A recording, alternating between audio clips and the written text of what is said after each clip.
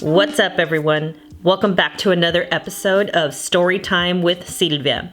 Thank you so much for joining me today. If you're enjoying this series, please hit like and share with someone you think can relate. And if this is your first time listening to one of my stories, make sure you go back and check out the ones I've posted in the past. Most of my stories are of my first generation Mexican-American upbringing, time with my abuelos, personal experiences, and so much more. Enough of the chit-chat. Let's get to the story. Like most first-gen kids, my summers consisted of traveling to Mexico to visit family. As I've told you before, many of those trips were by car. My dad loved making a gazillion stops as we made our way south. These trips were the most fun times for me. Can anyone else agree? Crossing into Tijuana from California was the first step. If we cleared inspection, we would be on our merry way, and that's when our soundtrack began. We initiated our trips with Neil Diamond, the Beach Boys, Los Panchos, and even throwing in a little Kenny Rogers from time to time. Don't judge me. On a warm summer's evening, train bound for nowhere. It was a more civilized playlist, tú sabes. Passing through La Rumorosa was a bit frightening to me. If you know, you know. Tell me below if you would get freaked out when you saw a cruz con flores. And then you looked down the huge mountain and you spotted un troque que se había volteado y todo achicharrado. Made the hair on my back stand. Wait, I don't have hair on my back. No, you do. When we would get to San Luis Rio Colorado, the heat would start kicking in. Being from the South Bay, San Luis Rio Colorado was an inferno.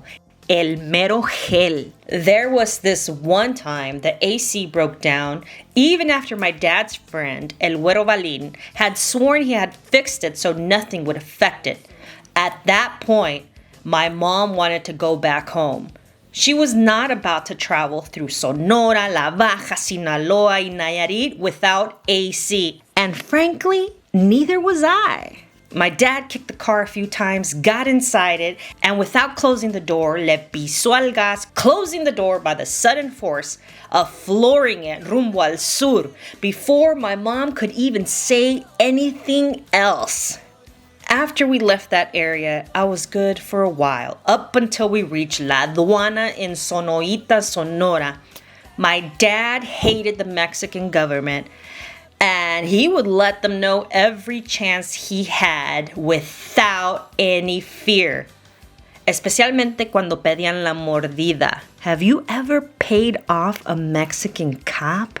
He would give them a piece of his mind, but there were times when he would just step on the gas, rechinaban las llantas mientras nosotros rebotábamos atrás en el carro as he yelled in the distance, ¡Viva Lázaro Cárdenas y el PRD! Just fill in the blanks, guys. We would just be praying to sweet Jesus que tuviera misericordia de nosotros. We always made it out alive, but there was this one time. I'll spare you the details. Pero ya miraba a Jesús en las alturas. Maybe I should ask my brother to tell you that story.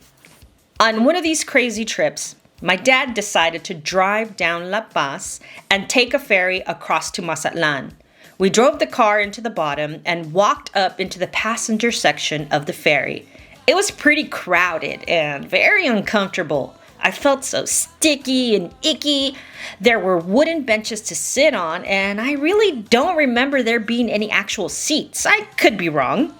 This was an overnight ferry, and I don't remember sleeping, but I do remember feeling like it was eternal. I didn't like it one bit. In the morning, my mom thought to get us breakfast, and I remember the milk being almost rotten and didn't mix well with the smell of fish everywhere. I was glad when we finally reached land. We then drove off to Tepic, Nayarit, where my dad's cousin lived. We spent a few days there visiting the fun beaches and had a good time. Our final destination was always Michoacan. Once we hit the road again, we blasted Lorenzo de Monte Carlo and stepped on the gas so we could finally settle in for a couple of weeks and then do it all over again. But this time, to get back to nuestras vidas cotidianas. The only thing I loved about being home after a trip was to finally use a toilet that actually worked and not the nasty ones we would have to stop at while on the road.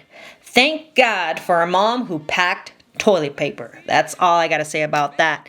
Si no, a pagar por el confeti. Again, if you know, you know. I hope you enjoyed this story time with Silvia. What are some of your favorite Mexican travel memories as a kid? Let me know below. Thank you so much for tuning in. I hope you enjoyed it. And I'll see you, you'll hear me in the next one. Peace. Mi gusto es, pero jovencita, yo debes seguir los pasos. Mi gusto es, aunque me den de balazo.